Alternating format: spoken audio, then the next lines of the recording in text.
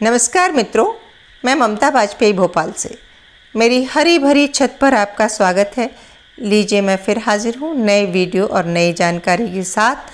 आज के वीडियो का विषय है कि बेजिल को कैसे उगाएं।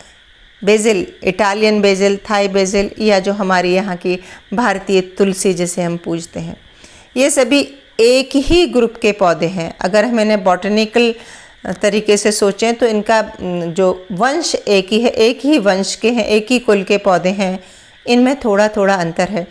तो बेजिल उगाने के लिए हमें कैसी मिट्टी चाहिए, क्यों हम बेजिल उगाएं, इसके क्या यूज़ हैं, क्या फ़ायदे हैं, आज इस पर हम विस्तार से बात करेंगे।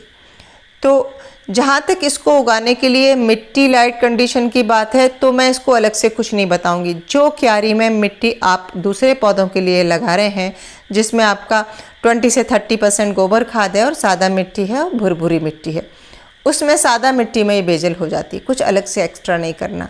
सनलाइट कंडीशन की बात करें तो वैसे ये फुल सनलाइट में रहने वाला पौधा है, पर अगर आपके बगीचे में थोड़ी कम धूप भी आती है तो भी ये हो जाएगी। तीसरी बात करें कि इसका हम क्या यूज़ करते हैं, तो इसके पत्तों का यूज़ करते हैं। ये एक मेडिसिनल प्लांट है, आयुर्वेदिक प्लांट है।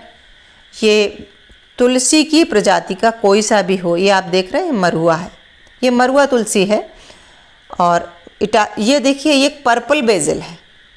अब मैंने जहाँ तक इनकी प्रजातियों की बात है, ये एक और है, ये मेरे हिसाब से इटालियन बेजिल है।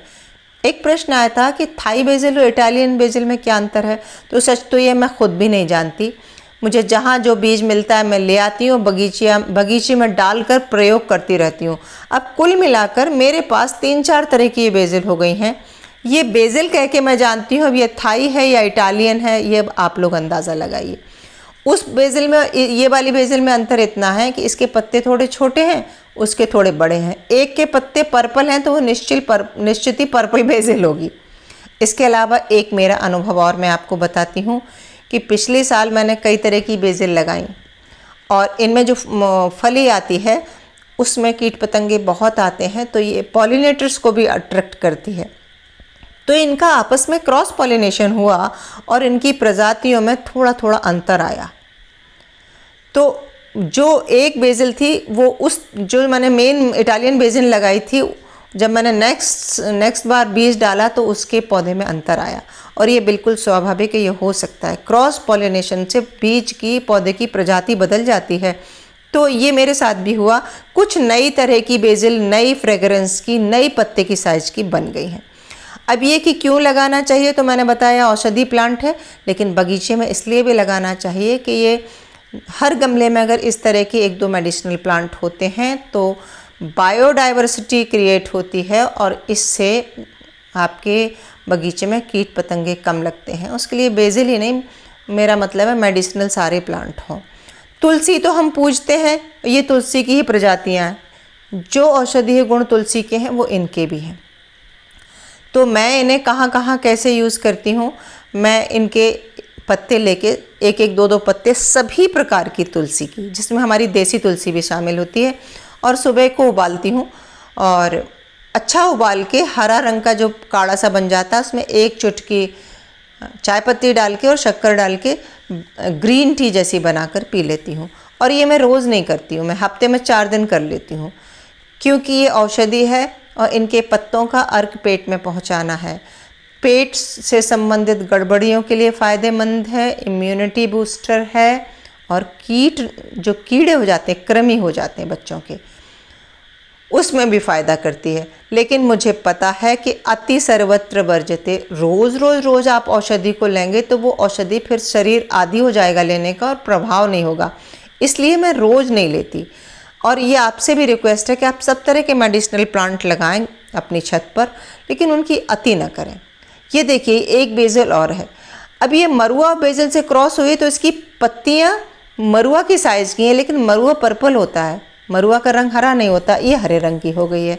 तभी मैं कह रही हूँ, क्योंकि यहाँ देसी तुलसी भी लगी है, बेजिल भी लगी है, मरुआ भी लगा है, तो इन सब का मिला जुला क्रॉस पॉलिनेशन हुआ है और उससे मिश्रित प्रजाति। ये देखिए, अब मुझे ये समझ नहीं आ रहा कि ये मरुआ है या बेजिल है, क्योंकि देखिए मरुआ पूरा पर्पल कलर का होता है, लेकिन इसके सिर्फ ऊपर की टिप पर्पल है।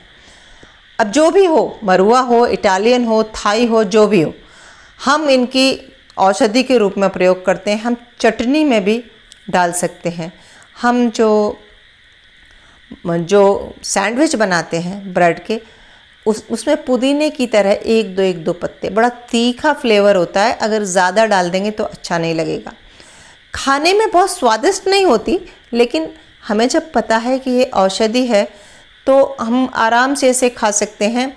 जो भी आपके पिज़्ज़ा बनता है, इटालियन जो भी डिशेस होती हैं, उसमें ये बहुत यूज होती है। तो पिज़्ज़ा में भी आप दो चार पत्ते काट के डाल देंगे तो इसका फ्लेवर धीरे धीरे आपको अच्छा लगने लगेगा। और अगर हम ये खाते रहते हैं और इनसे हमारी इम्यूनिटी डेवलप होती है, एंटीऑक्सीडेंट तो होती है, हरी पत्तियाँ तो वैसे भी फ़ायदेमंद होती हैं। फिर इसका तो इतना गुणगान है, सब जगह लिखा है। मैं केवल अपना ये बताऊंगी कि मेरी छत पे इन्हें कभी बोना नहीं पड़ता। अब ये 1 साल में इतने बीज गिरेंगे कि अगली साल जगह जगह अपने आप उगेंगी, और मैं हर गमले में एक पौधा होने देती हूँ। उससे क्या होता है कि जो मेरा अपना अनुभव है, कीट पतंगों का प्रयोग कम, अटैक कम होता है।